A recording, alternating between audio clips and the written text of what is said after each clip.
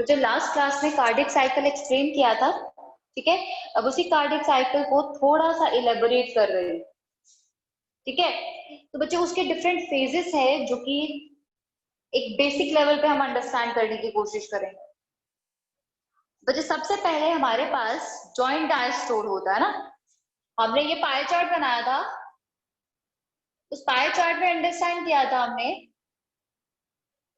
Last lecture में कि ये हाफ फेज जो है वो जॉइंट डायस्टोल का होगा, ठीक है। यहाँ पे जॉइंट डायस्टोल होता है, वो जॉइंट डायस्टोल को रिप्रेजेंट करता है which is of 0.4 second with atrial systole of 0.1 second and ventricular systole of 0.3 second.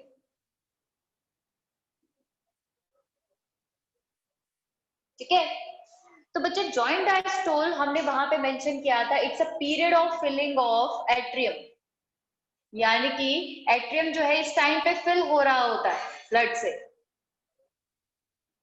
Atrium जब फिल हो रहा होगा उस टाइम पे उसको रिलैक्सेशन की जरूरत है, और बच्चे जब एट्रियम फिल हो रहा है और वेंट्रिकल से ब्लड बाहर जा चुका है इस पॉइंट पे, तो मतलब वेंट्रिकल जो है वो भी सिस्टोल नहीं कर सकता, उसको भी इस टाइम पे फिल ही होना है। तो वेंट्रिकल इस टाइम पे और इस टाइम पे फिल हो रहा होता है, तो इसीलिए इस पॉइंट के बाद जाके वो कॉन्ट्रैक्ट करेगा, ठीक है। तो बच्चे अभी वाला पॉइंट जो है मैं वेंट्रिकुलर सिस्टोल से स्टार्ट कर रही हूँ, ठीक है। तो बच्चे हमारे पास सबसे पहला वेंट्रिकुलर सिस्टोल में जो पीरियड होता है, ठीक है, वेंट्रिकुलर सिस्टोल के दौरान क्या होगा, ब्लड जो है वो हार्ट से बाहर जाएगा, या तो लंग्स में प्यूरिफाई होने के लिए, या तो टिश्यूज के पास जाएगा ऑक्सीजन एक्सचेंज के लिए, ठीक है।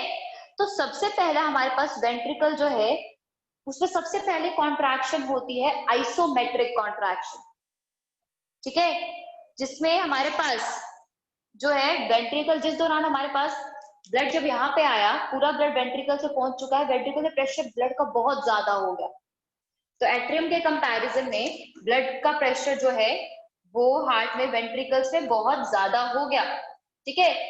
तो बच्चे इस दौरान हमारे पास वेंट्रिकल्स जो है वो कॉन्ट्रैक्ट करना स्टार्ट करेगा, ठीक है। तुम्हारे पास प्रेशर इंक्रीज होने की वजह से, कॉन्ट्रैक्शन स्टार्ट करने की वजह से ये ट्राइकस्पिड और बाइकस्पिड वाल्व जो है वो क्लोज हो जाएगी, जिसकी वजह से हमारे पास ये लब साउंड आएगी, ठीक है। तो मतलब वेंट्रिकुलर सिस्टोल में जब ब्लड फिलिंग हो जाती है और एट्रियल सिस्टोल खत्म हो जाता है तो लब साउंड प्रोड्यूस होती है, ठीक है। तो एट्रियल सिस्टोल खत्म होने पे यहाँ पे हमारे पास एवी वाल्व क्लोज हो गए, जो नीचे प्रेशर बढ़ेगा तो बाइकस्पिड वाल्व और ट्राइकस्पिड वाल्व क्लोज हो जाए, ठीक है। तो ये पहला फेज आया, ये पहला स्टेप आया वेंट्रिकुलर सिस्टोल स्टार्ट होने से पहले। अब बच्चे दूसरा स्टेप है ये वेंट्रिकुलर सिस्टोल, जो कि कहा जाता है पीरियड ऑफ इजेक्शन। अब जब ट्राइकस्पिड और बाइकस्पिड वाल्व क्लोज हो गए, बंद हो गए यहाँ से, अब वेंट्रिकल कॉन्ट्रैक्ट कर सकता है। अब कॉन्ट्रैक्ट किया, स्ट्रॉन्गली कॉन्ट्रैक्ट किया, और कॉन्ट्रैक्ट कब किया, कॉन्ट्रैक्ट जो है वो एट्रियल सिस्टोल के बाद किया। अब इसको थोड़ा सा कंडक्टिंग सिस्टम के साथ रिलेट कर रहा हूं। हमने कहा था यहाँ पे एसए नोड है, एसए नोड पहले इंपल्स ऑरिकल्स के पास पहुंच जाता है, लेकिन जब वो एवी नोड के पास पहुंचेगा, AV node bundle of His और पर्किंस फाइबर की हेल्प से आगे बढ़ाएगा उसे। तो एट्रियल सिस्टोल में पहले इंपल्स पहुंचती है, वो पहले कॉन्ट्रैक्ट करता है, वेंट्रिकुलर सिस्टोल जो है बाद में कॉन्ट्रैक्ट करता है। उसका रीजन ये है कि उसके पास इंपल्स ही लेट पहुंचती है और बाय द टाइम ब्लड की फिलिंग भी हो जाती है, तो हमारे पास पर्पस फुलफिल हो गया ना। तो बच्चे जैसे ही इंपल्स यहाँ पे पहुंची, वेंट्रिकल कॉन्ट्रैक्ट किया और ब्लड जो है वो इजेक्ट हो गया बाहर पल्मोनरी आर्टरी और आयोटा की तरफ, जिसकी वजह से हमारे पास सेमिल्यूनर वाल्व जो है वो खुल गए, ठीक है। सेमिल्यूनर वाल्व जो है यहाँ पे जब हमारे पास ब्लड ऊपर जाएगा सेमिल्यूनर वाल्व ओपन हो जाएंगे, ठीक है। अब बच्चे जब यहां से ब्लड चला गया, यहां से पल्मोनरी आर्टरी के थ्रू और यहाँ से आयोटा के थ्रू। ठीक है, अब दोनों तरफ से ब्लड चला गया ऊपर, सेमिन्यूलर वाल्व खुला, ब्लड चला गया। अब बच्चे जब ब्लड को लंग वेंट्रिकल ने बाहर भेज दिया तो हमारे पास क्या हुआ, यहाँ पे प्रेशर कम हो जाएगा, डिक्रीज हो जाएगा। ठीक है, तो वेंट्रिकल में प्रेशर जो है वो डिक्रीज हो रहा है। ठीक है, यहाँ पे ऑरिकल के कंपैरिजन में वेंट्रिकल में प्रेशर जो है वो डिक्रीज हो जाएगा।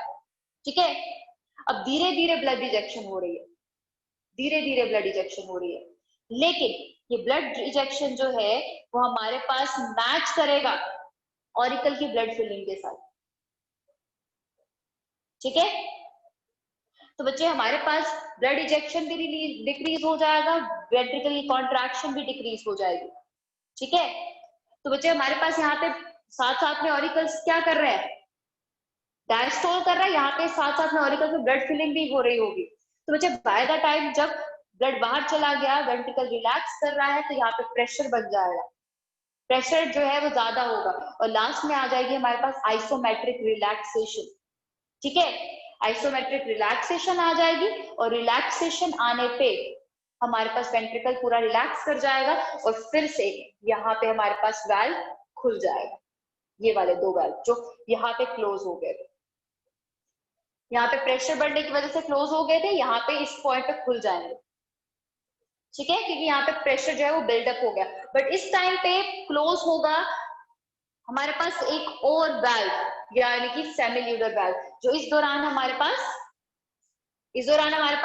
खुल गया था। वेंट्रिकुलर सिस्टोल होते हुए पीरियड ऑफ इजेक्शन के टाइम पे सेमिल्यूलर वाल्व ओपन हो गया था, वो इस टाइम पे क्लोज हो जाएगा। ठीक है, तो अगर आप खुद सोचो तो हमारे पास वेंट्रिकुलर सिस्टोल के दौरान ही बहुत सारे फेजेस हैं। वो फेज जब स्टार्टिंग में प्रेशर बढ़ा और यहाँ पे बाइकस्पिड और ट्राइकस्पिड वाल्व्स क्लोज हो गए, दूसरा फेज जब उसने पावरफुली ब्लड को इजेक्ट किया, तीसरा फेज जब ब्लड इजेक्ट एक बार में करने की वजह से उसका प्रेशर डिक्रीज हो गया, तो इजेक्शन रेट भी कम हो गया और कॉन्ट्रैक्शन रेट भी कम हो गया, और चौथा वो फेज जब ब्लड खत्म हो जाने पे इजेक्शन जो ब्लड कर रहा है, जिस ब्लड का इजेक्शन करना है, वो ब्लड कम हो जाने की वजह से वेंट्रिकल जो है वो रिलैक्सिंग मोड पे आ जाएगा। ठीक है, अब बच्चे जब रिलैक्सिंग मोड पे आया, अल्टीमेटली वेंट्रिकुलर डायस्टोल हो गया इस पॉइंट पे, और हमारे पास डब साउंड यानी कि सेमिल्यूलर वाल्व यहाँ पे क्लोज होने की वजह से डब साउंड आ जाएगी। ठीक है, अब बच्चे ये आया नेक्स्ट फेज हमारे पास। ठीक है, तो बच्चे ये फेज जो है इसको आगे तक हम थोड़ा सा वेंट्रिकुलर डायस्टोल ही स्टडी करते हैं। वेंट्रिकुलर डायस्टोल के स्टार्टिंग वाले फेज में हमारे पास रैपिड इनफ्लो होगा। ठीक है, क्योंकि हमारे पास इस दौरान ऑरिकल जब फिल हो रहा था उसका प्रेशर आगे तक आके बढ़ गया काफी। अब हमारे पास जब बाइकस्पिड और ट्राइकस्पिड वाल्व्स खुले होंगे तो रैपिड से फ्लो होगा। ठीक है, रैपिड इनफ्लो होगा, बिल्कुल वैसे ही सोचो कि हमारे पास ऊपर एक रूम है, ठीक है, ऊपर एक चैम्बर है ये, और नीचे एक चैम्बर है। ठीक है, ये नॉर्मली यहाँ पे ओपनिंग है जो भी हमने क्लोज करके रखी है। अब क्या हुआ, यहाँ पे धीरे धीरे ब्लड फिल हो रहा है या फिर कोई भी वाटर फिल हो रहा है, कंटिन्यूसली सप्लाई उसकी आती जा रही है। ठीक है, अब हमने जब यहाँ पे काफी मेजर फिलिंग होगी, हमने इसको ओपन कर दिया, ओपन करने की वजह से एक ही बार में ये सारा कंटेंट और लिक्विड रश कर जाएगा नीचे की तरफ।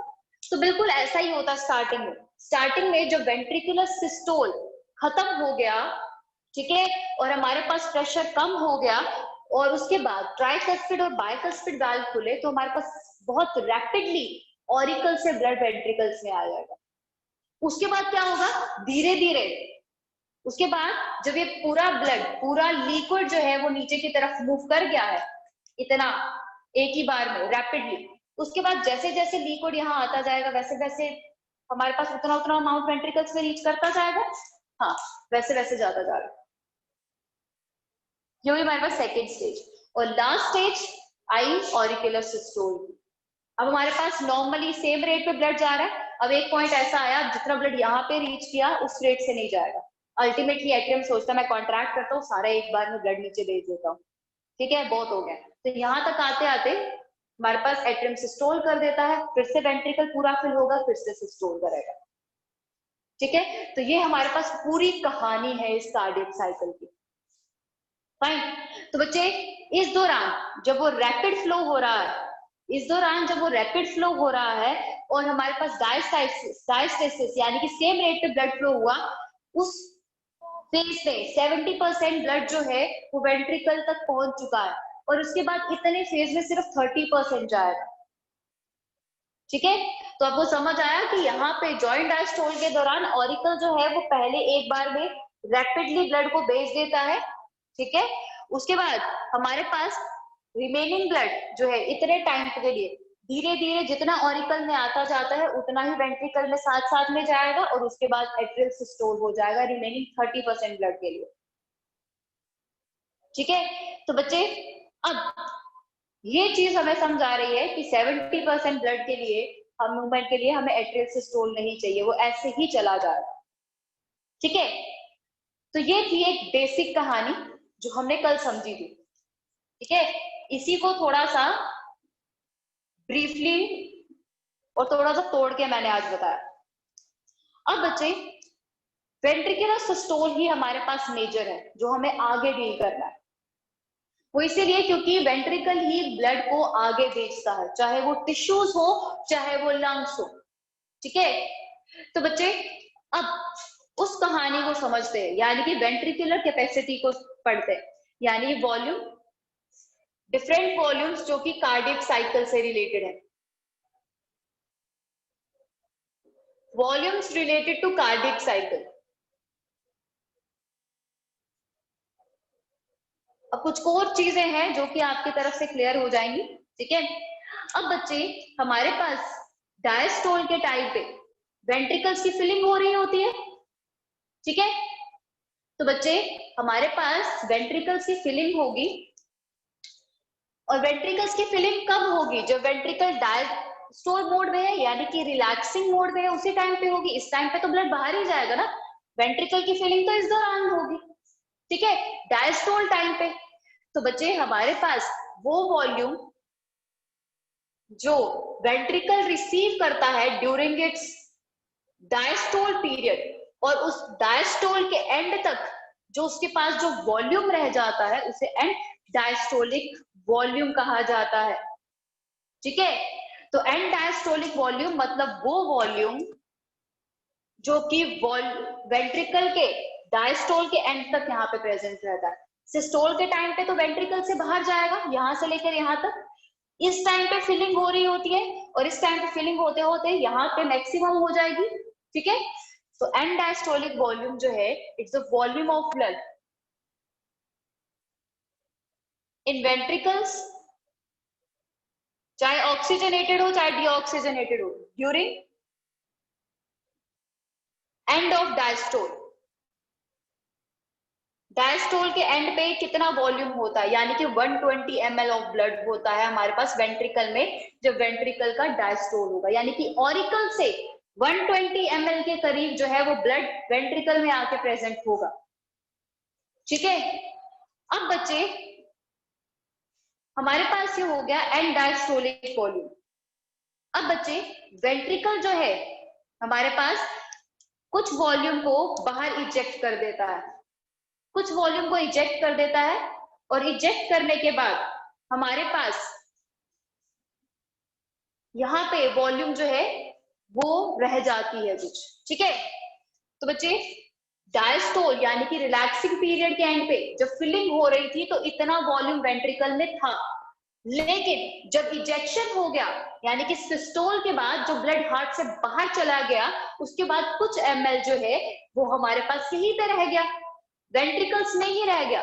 मतलब वेंट्रिकल पूरा खाली नहीं होता, वेंट्रिकल में कुछ ब्लड जो है वो हमेशा रह जाता है। और बच्चे वो ब्लड जो वेंट्रिकल्स में रह गया आफ्टर सिस्टोल, आफ्टर सिस्टोल यानी कि after contraction, that volume is called as end systolic volume. तो end systolic volume is the volume of blood which remains in ventricles after completion of systole, after completion of systole यानी कि जब auricular systole हुआ और 100% blood नीचे reach किया तो इस टाइम पे वेंट्रिकल्स में 120 ml वॉल्यूम थी, लेकिन जब वेंट्रिकल ने कॉन्ट्रैक्ट कर लिया और ब्लड को बाहर रिमूव कर दिया और रिमूव करने के बाद हमारे पास इस टाइम पे जो वॉल्यूम रह गई है वो है 50 ml वॉल्यूम, यानी कि 120 में से 50 ml वॉल्यूम वेंट्रिकल में रह जाती है। ठीक है, तो मतलब इसमें इस टाइम पे 120 थी, इस टाइम पे 70 ml वॉल्यूम है। ठीक है, 50 ml वॉल्यूम है, तो मतलब बीच में इस दौरान जो वेंट्रिकुलम सिस्टोल कर रहा है उस दौरान हमारे पास कुछ वॉल्यूम यानी कि 70 ml वॉल्यूम जो है वो हार्ट से बाहर गया। ठीक है, तो वो वॉल्यूम जो वेंट्रिकुलर सिस्टोल के दौरान तो वो वॉल्यूम जो वेंट्रिकुलर सिस्टोल के दौरान बाहर गया है हार्ट से उसे स्ट्रोक वॉल्यूम कहा जाता है। So what is stroke volume? Stroke volume is the volume of A blood ejected by ventricles in one cardiac cycle. ये पूरा डाटा जो है एक ही कार्डियक साइकिल का है, यानी कि एक हार्ट बीट का।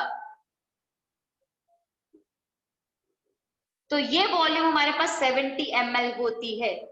तो बच्चे ये हमें एक कार्डियक साइकिल जो है उसका डाटा मिला, लेकिन एक मिनट में हमारे पास एक कार्डियक साइकिल थोड़े ना होता है, यानी कि एक हार्ट बीट थोड़े ना होती है, 72 हार्ट बीट्स होती है, यानी कि 72 कार्डियक साइकिल्स होते हैं।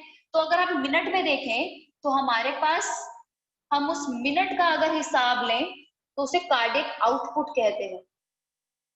तो फोर्थ वॉल्यूम है cardiac output. Cardiac output is the volume of blood ejected by ventricles in 1 minute.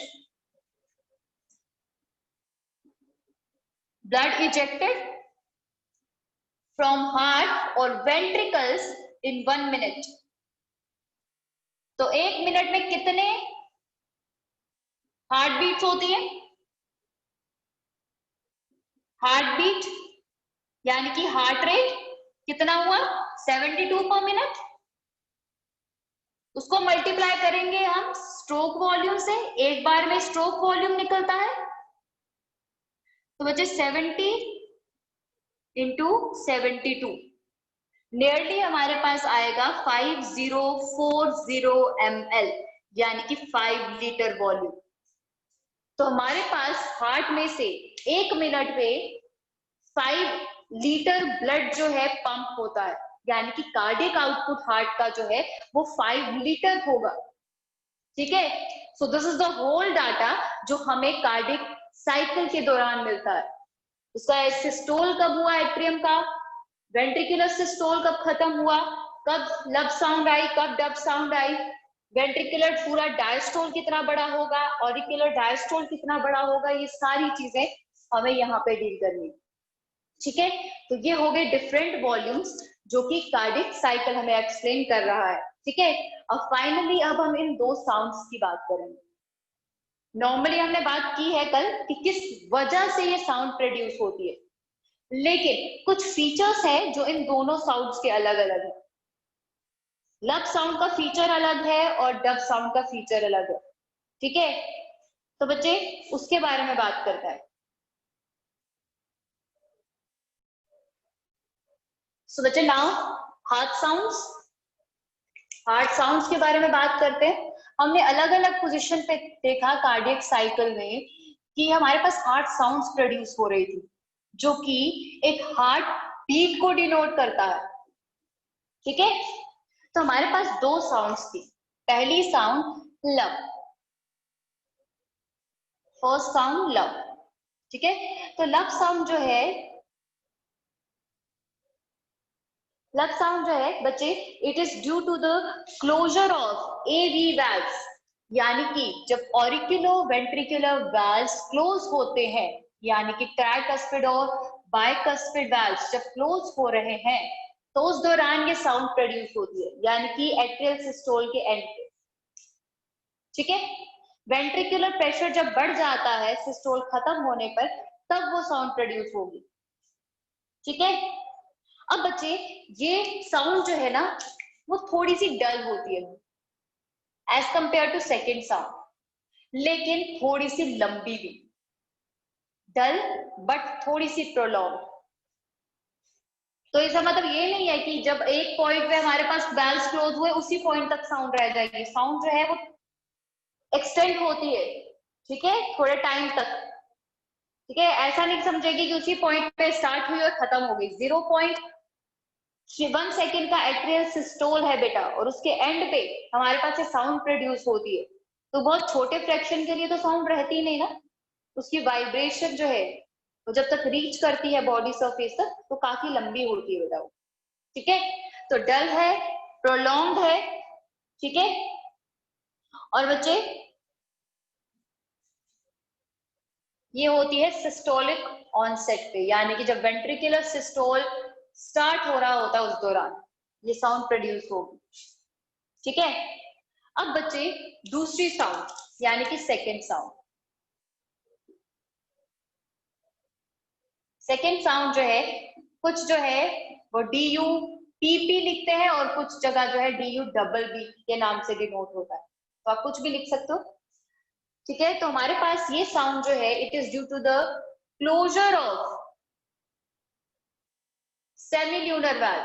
तो सेमील्यूनर वाल्व जो है वो तब क्लोज होते हैं जब वेंट्रिकुलर डायस्टोल होने लगता है।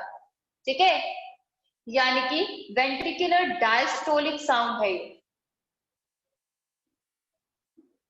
डायस्टोल जो है जब स्टार्ट होने लगता है तब है हमारे पास ये साउंड क्रिएट होती है। ठीक है, और उसके बाद बच्चे ये हमारे पास हाई पिच्ड होती है, ये डल है यानी कि लो पिच्ड होगी ये। ठीक है, लो पिच्ड होगी, थोड़ी सी चुभने वाली है, थोड़ी सी शार्प, लेकिन थोड़ी सी डल होगी। ये है हमारे पास हाई पिच्ड। ठीक है, पर टाइम शॉर्टर होगा as compare to first sound. तो this is about the heart sound जो कि कार्डियक साइकिल के दौरान प्रोड्यूस होती है हमारे पास।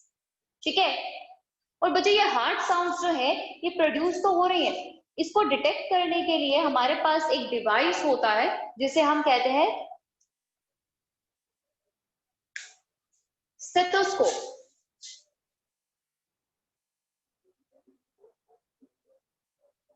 नॉर्मल हार्ट बीट को डिनोट करते हैं हम स्टेथोस्कोप की हेल्प से। स्टेथोस्कोप जो है वो हार्ट बीट डिटेक्ट भी करता है हार्ट साउंड की हेल्प से।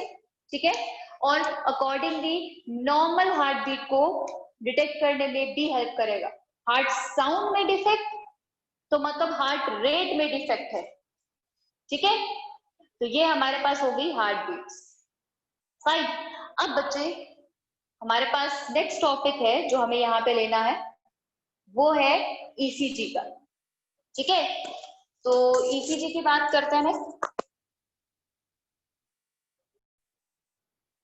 तो बच्चे नेक्स्ट ECG है हमारे पास। ECG यानी कि इलेक्ट्रोकार्डियोग्राफ। ठीक है, इलेक्ट्रोकार्डियोग्राफ।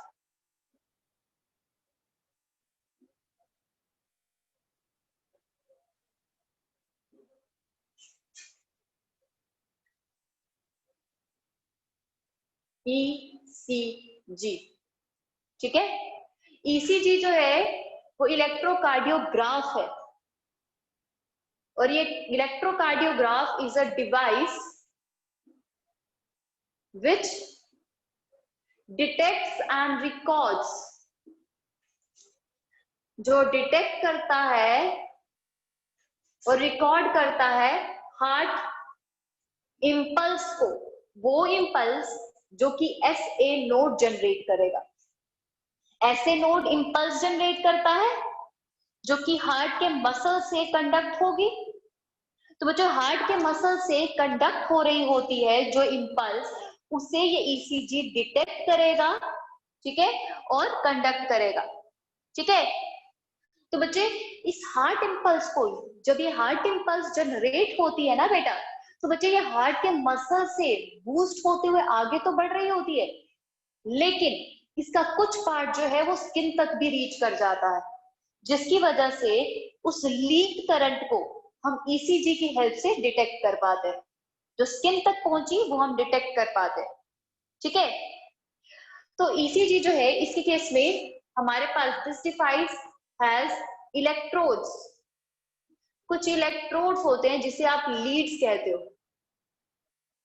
लीड्स होती है जो कि बॉडी की सरफेसिस के साथ हम अटैच करेंगे। ठीक है, डिफरेंट पोजीशंस पे। नॉर्मली क्या किया जाता है, जो बहुत बेसिक डिजाइन है उसमें दोनों रिस्ट में और एंकल पोजीशन पे, और दोनों रिस्ट में इलेक्ट्रोड्स लगाए जाते हैं। आजकल तो हाईली स्पेसिफिक होने के लिए पूरी बॉडी पे लगाया जा सकता है, बट पहले बहुत बेसिक डिजाइन में रिस्ट में, एंकल में, जो मेजर रीजन्स हैं वहां पे लगाए जाते हैं।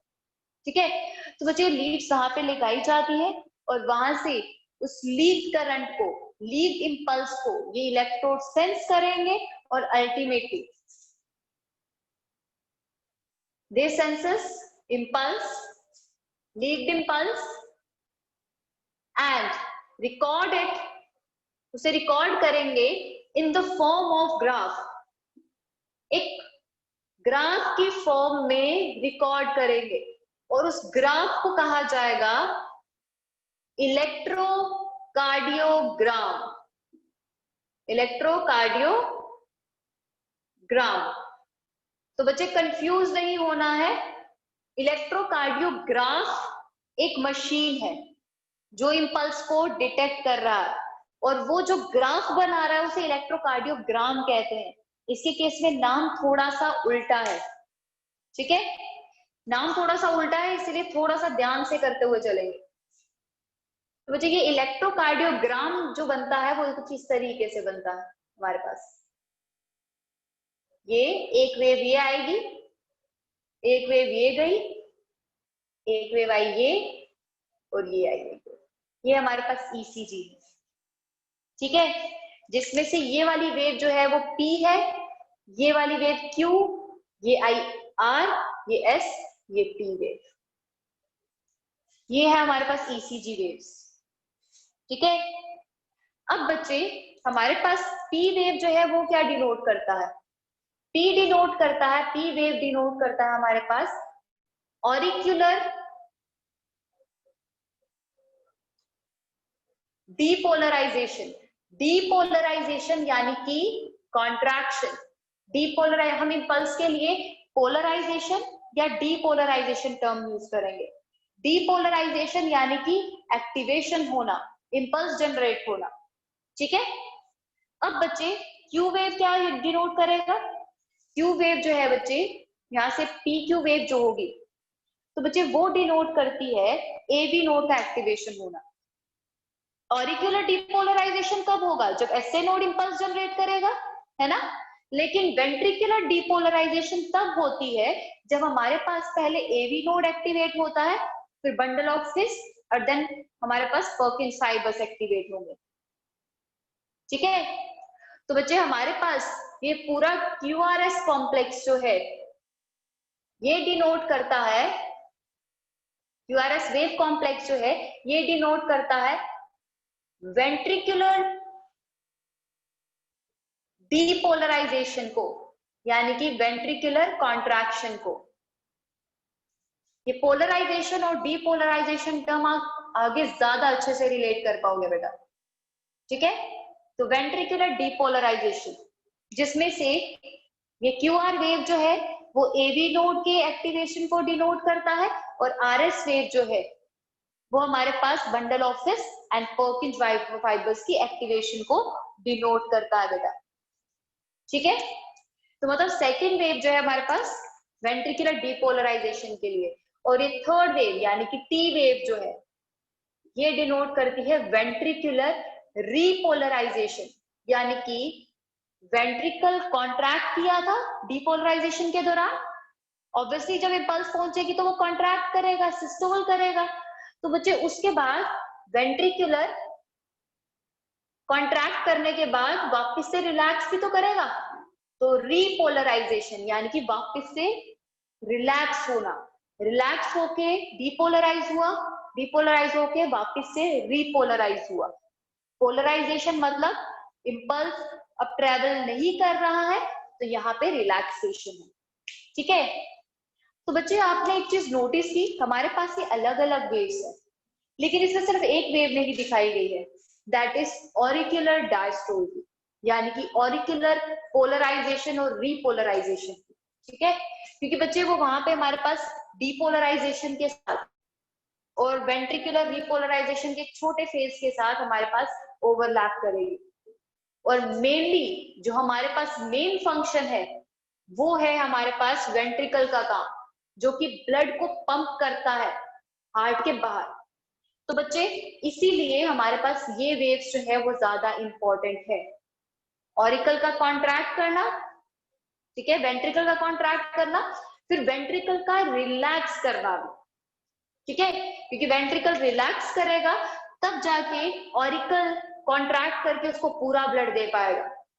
अगर वो कॉन्ट्रैक्ट करता रहेगा, रिलैक्स नहीं करेगा, तो बच्चे वहां पे ब्लड पहुंचाना और एक प्रेशर बिल्डअप करना वो मुश्किल हो जाता है। ठीक है, तो ये है हमारे पास ईसीजी बेटा।